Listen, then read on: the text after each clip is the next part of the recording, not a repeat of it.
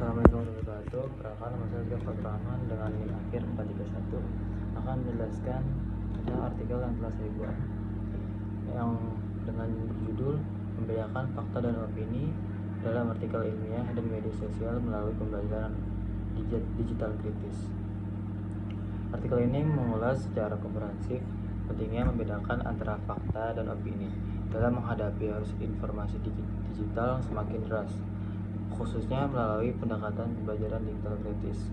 Di era digital, teknologi informasi yang berkembang pesat, masyarakat dengan mudah mengakses beragam informasi, baik dari sumber akademik seperti artikel ilmiah maupun dari platform informal seperti media sosial. Namun kemudian ini tidak selalu diiringi dengan kemampuan menyaring informasi secara kritis. Banyak orang yang masih sulit membedakan fakta, yakni informasi yang dapat diverifikasi pada kebenaran empiris. Ketidakmampuan ini sering menjadi sumber disinformasi dan hoax seperti yang terjadi selama pandemi COVID-19. Ketika banyak opini menyesatkan tersebar dan diterima publik seolah-olah sebagai fakta. Artikel ini menjelaskan perbedaan antara artikel ilmiah dan postingan media sosial dari segi struktur sumber informasi, gaya bahasa, dan tujuan penulisannya. Artikel ilmiah ditulis secara objektif, rasional, dan disertai data yang dapat diuji kebenarannya serta mengikuti kaidah akademik dan referensi yang jelas.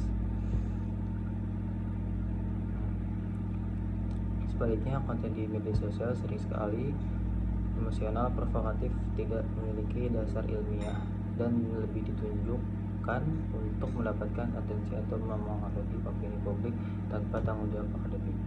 Dalam konteks ini, kemampuan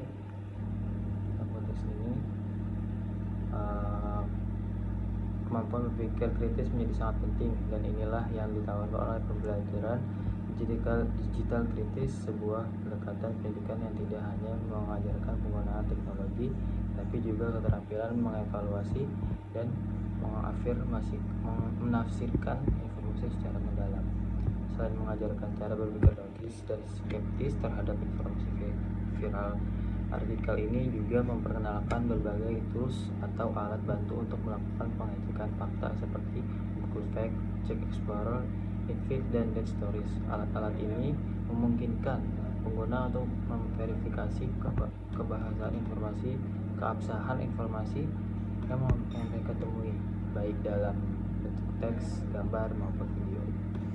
Bahkan disarankan agar aktivitas diskusi digital kritis dilakukan di ruang kelas sebagai bentuk pembelajaran aktif, di mana mahasiswa dilatih untuk membandingkan dua jenis informasi, fakta dan opini, memeriksa klaim, dan menyusun argumen berdasarkan data. Artikel ini juga menyoroti peran literasi digital sebagai bagian penting dari pendidikan abad ke-21. Literasi digital tidak hanya soal kemampuan teknis dalam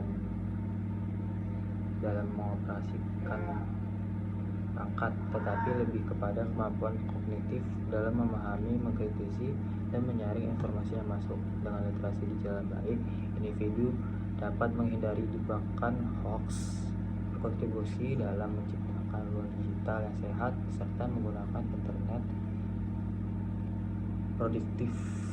secara produktif dan etis. Hal ini menjadi sangat penting terutama bagi generasi muda yang setiap hari berinteraksi dengan teknologi digital.